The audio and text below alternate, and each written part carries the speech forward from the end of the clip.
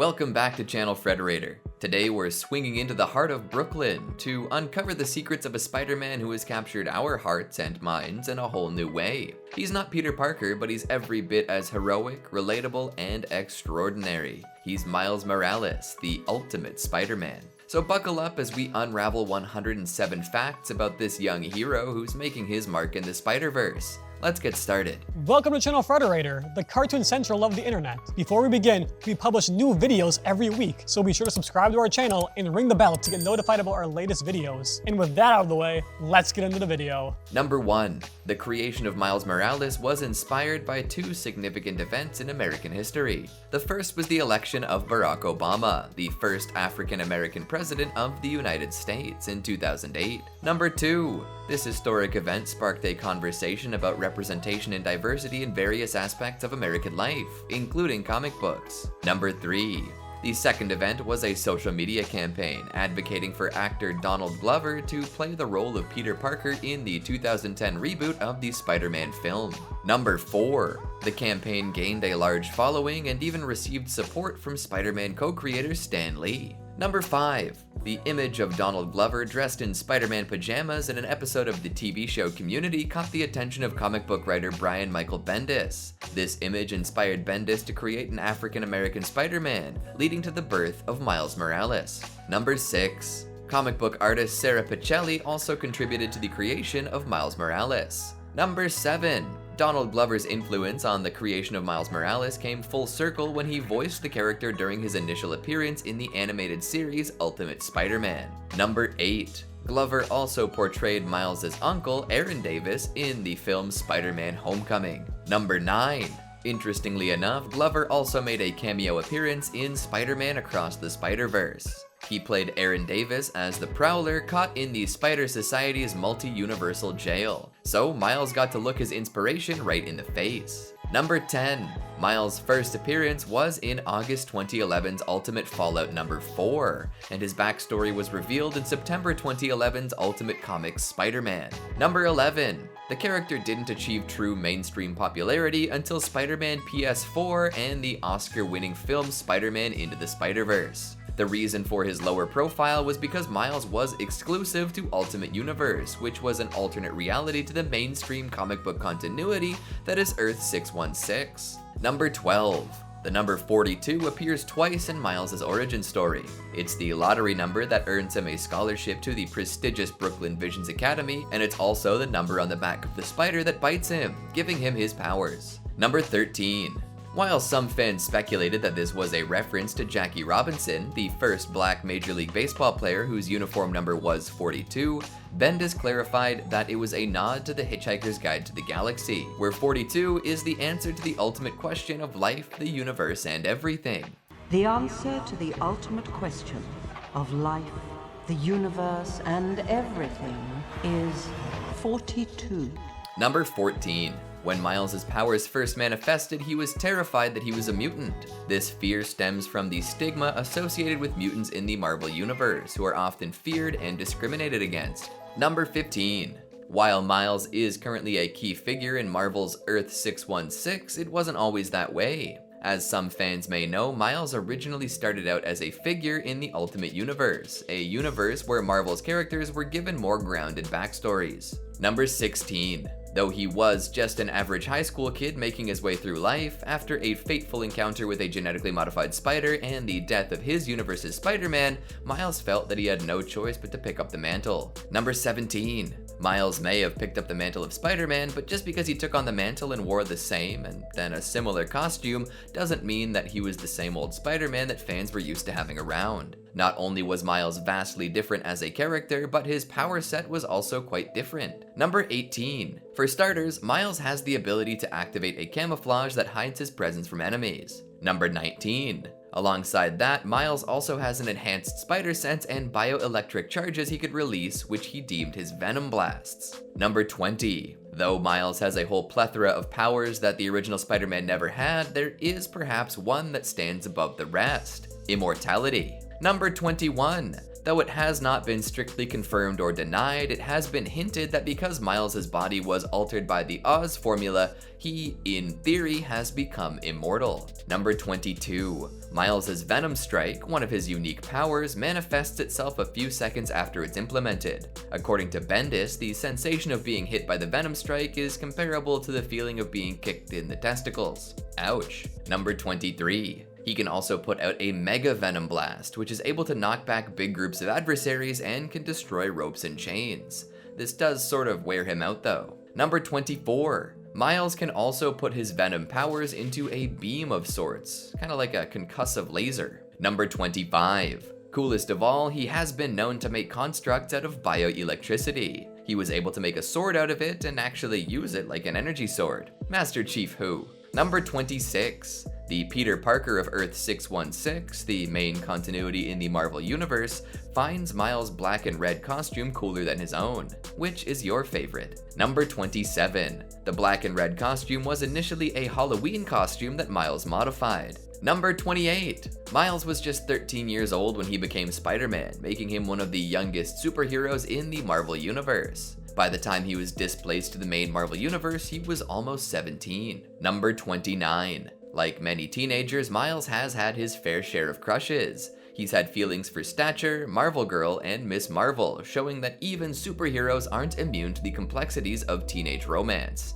In fact, they might be more vulnerable to it. Number 30. Miles has had an official girlfriend too. He dated Catherine Katie Bishop and they got pretty close. Number 31. Unfortunately, Katie's parents are secret Hydra agents, and Katie herself was kind of freaked out when Miles told her he was Spider-Man. Number 32. Katie would eventually go on to become a version of Hawkeye, which puts Miles in a strange position when it comes to his dating history. Number 33. Funny enough, this whole universe ended as a long-term consequence of this at the end of Secret Wars. Number 34. Another time, while dating Barbara Rodriguez, Miles almost had his identity revealed. Barbara knew he was hiding something and thus they broke up. She didn't actually find out and the two remained pretty amiable. Number 35. The Earth 616 version of Miles Morales was originally going to appear in the comic series Spider-Man, and he would have become a supporting character in Amazing Spider-Man. However, these plans were changed and the character's introduction was delayed. Number 36. Miles' favorite subject in school is math. You go, Miles. Do those equations. Number 37. Before settling on the name Spider-Man, Miles considered several other aliases, including Night Spider, Kid Arachnid, and Webman. Number 38. Miles has written fanfiction about himself, but let's be honest, who hasn't? Number 39. Miles is a member of the Forum's social media network. Even superheroes need to stay connected. Number 40. Miles also has an Instagram account and follows Kenneth Kingston. Number 41. In Arabic media, Miles is known as the Second Spider. Number 42. Before the events of Absolute Carnage, writer Donny Cates had planned for Miles to succeed Eddie Brock as the next host of the Venom symbiote. This plan was ultimately changed, but it shows the potential directions for Miles' character development. Number 43. During the events of Absolute Carnage, the villain Carnage deemed Miles less tragic than Peter Parker. I guess that's a compliment. Number 44. Though Carnage and Cletus Cassidy had long been removed from Miles' life, when the Grendel symbiote began its quest to free Null, Miles was caught in the crossfire. While attempting to save Matt Gargar from the Grendel symbiote, Miles happened to become bonded to it, making him a slave to its will. Number 45. Miles would temporarily free himself from its control, only to willingly submit himself to it in order to spy on Carnage. Though he was able to fight off the influence of it at first, it would not last long enough to fulfill his plans, which would necessitate his saving by Eddie Brock. Number 46. Absolute Carnage also gave Miles post-traumatic stress disorder. He was taken over by the Grendel symbiote and fought against his allies. It took a wicked electricity jolt to separate the two, and Miles just wasn't the same afterwards. Number 47. During the events of 2015's Secret Wars, which saw Doctor Doom capture and siphon off the powers of Molecule Man Owen Reese, Miles was introduced to many of Marvel's heroes from across the multiverse. Number 48. After Miles and Spider-Man, Peter Parker, discovered the captive Molecule Man in a fateful exchange of a cheeseburger that Miles just so happened to have on his person, Molecule Man finds himself indebted to Miles. The prize for this cheeseburger? A resurrected mother and a shiny new life in the newly reformed Earth 616. Number 49. Though Secret Wars had reached its conclusion, and Miles, along with the rest of his family, had been sent into Marvel's Earth 616, identities and histories intact, apparently Molecule Man forgot to remove the Miles Morales that was already living in this universe. This Miles, unlike his heroic counterpart, has not led such a good life. Number 50. In fact, this version of Miles has spent a lot of time working for the one and only Wilson Fisk. This version of Miles eventually found himself in conflict with his younger, superpowered counterpart along with Peter Parker. Oddly enough, this Miles would eventually make his way to the Ultimate Universe where Miles Morales' Spider-Man had originated. Number 51. As previously mentioned, Miles has a different power set than his predecessor. One of the key differences here is how sensitive and reactive their spider senses are. Number 52. It's been stated that while Peter's spider sense warns him of immediate danger and gives him a chance to react, Miles' spider sense not only warns him of immediate danger while giving him near complete awareness of his surroundings, but it's attuned to such a level that it borders on precognition. Number 53. Another one of the big enhancements that Miles has when compared to Peter is that of his organic webbing. Miles creates a thread of energy which has the same tensile strength as his web fluid. This thread of energy can also be used to deliver a shock to his enemies via his Venom Blast. So not only does Miles have organic webbing, but it's also electric webbing. Nice. Number 54. Of course, as Spider-Man, Miles has superhuman strength. Sure, he doesn't look too beefy, but he can lift at least 10 tons. Number 55. This strength has also allowed him to jump the height of several stories in one bound. Number 56. Miles has used this strength to do some pretty insane things, including shattering Captain America's shield in a single punch. Sure, this shield wasn't vibranium, but it's still pretty crazy. Number 57. Civil War II was a crazy time for a lot of Marvel's most famous heroes, so when it came time to clean up the mess that was left in the wake of it, Miles, Ms. Marvel, Amadeus Cho, Nova, Vision,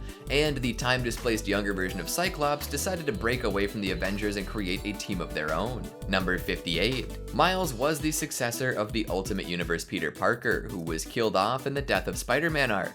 The main universe Peter Parker did come across Miles when he traveled to the Ultimate Universe, which was significant in communicating to Miles that there were other realities. Number 59. Miles got his powers when bitten by a radioactive spider in his uncle's apartment, and he wasn't in favor of leaving his normal life just because of an accident. Number 60. When Miles witnessed Peter's death, the guilt of his unwillingness to help kicked in and forced him to become Spider-Man. Number 61. In the Ultimate Comic Spider-Man series, the spider that bit Miles crawled out of his Uncle Aaron's bag while visiting his apartment. It wasn't a glitchy spider in the sewers like in the Spider-Verse movies. Number 62. Again, this spider is marked with the number 42. In the comics, that spider is from Osborn Industries, and in the Spider-Verse movies, the spider comes from Alchemax. Number 63. Miles has been a popular character due to his being a representation of multiple backgrounds. He's Afro-Latino, being the son of Jefferson Davis and Rio Morales.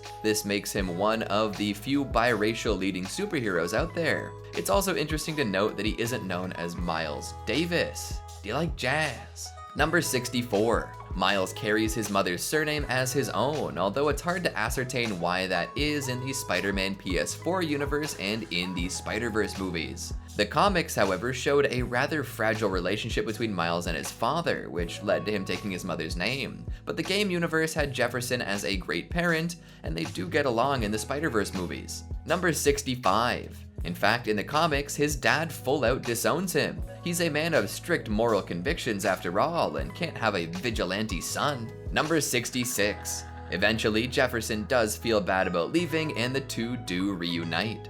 Number 67. Miles' mother, Rio, is a nurse, and his father, Jefferson, is a police officer. Number 68. Miles' greatest fear is that his secret identity could cause his family's death.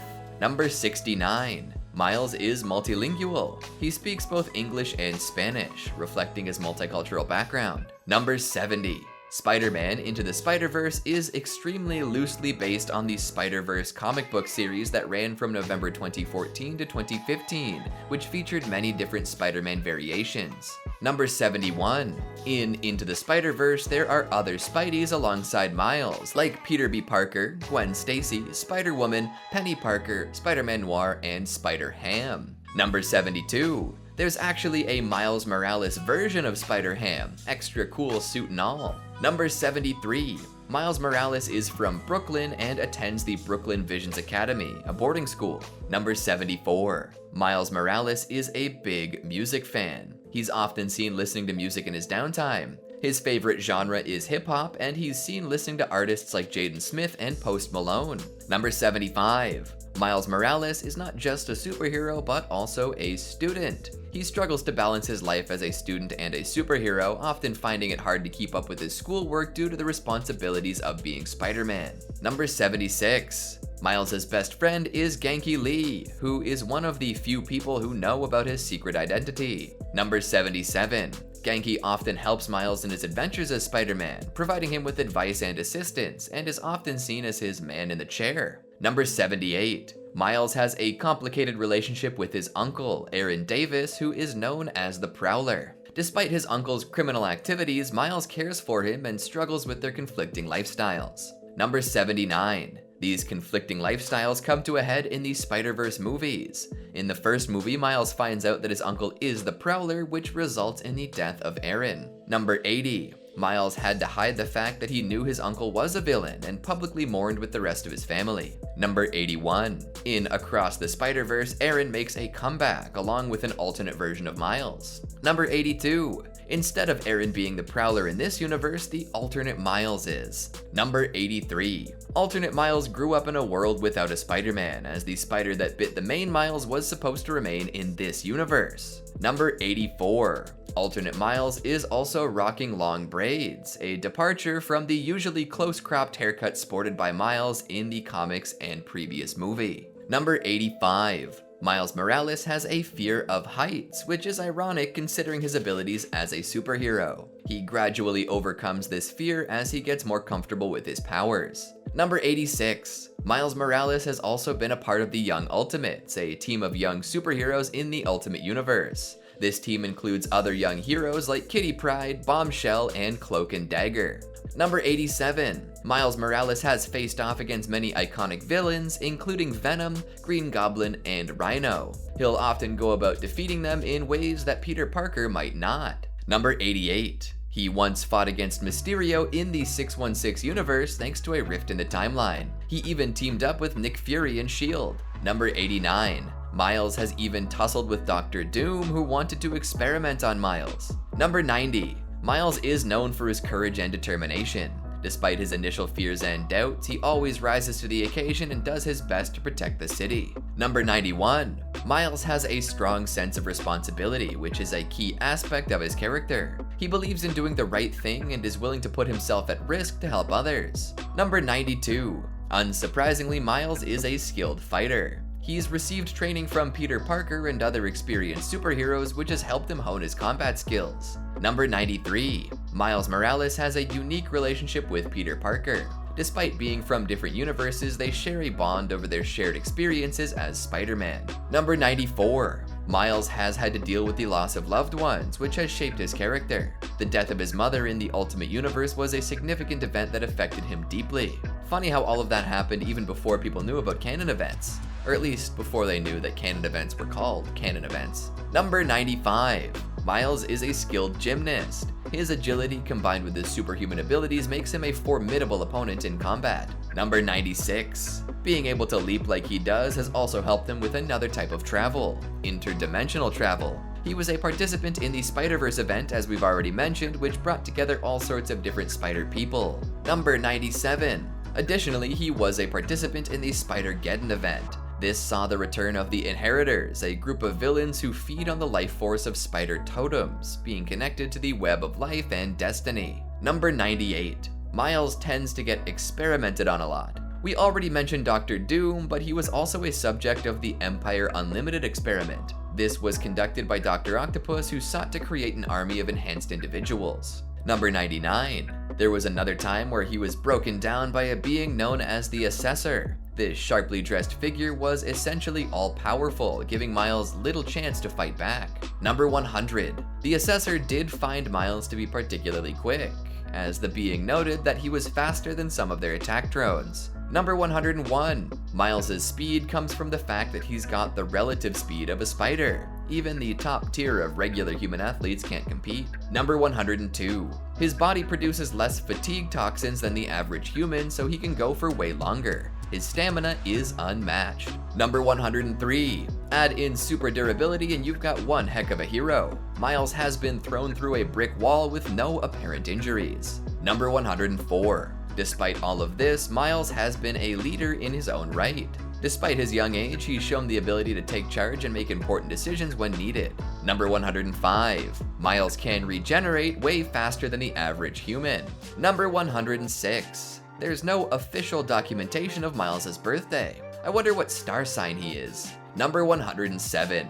Miles seems to prefer Air Jordan 1s and wears them in the Spider-Verse movies. Good choice, dude. And there you have it, folks. We've swung through the city, climbed the highest skyscrapers, and dove deep into the life of Miles Morales, the Spider-Man of a new generation. From his humble beginnings in Brooklyn to his epic battles against some of the most formidable villains, Miles continues to prove that anyone can wear the mask. He's not just a hero, he's a symbol of courage, resilience, and the enduring spirit of youth. And remember, just like Miles, each one of us has the power to make a difference. We all have our own battles to fight and our own villains to face. Just like Spider-Man, we can rise above our challenges and become the heroes of our own stories. Until next time, stay amazing! Did you enjoy our video? What facts do you think we missed? Let us know in the comments down below. And while you're there, like and subscribe to see more great videos every week. And remember, Frederator loves you.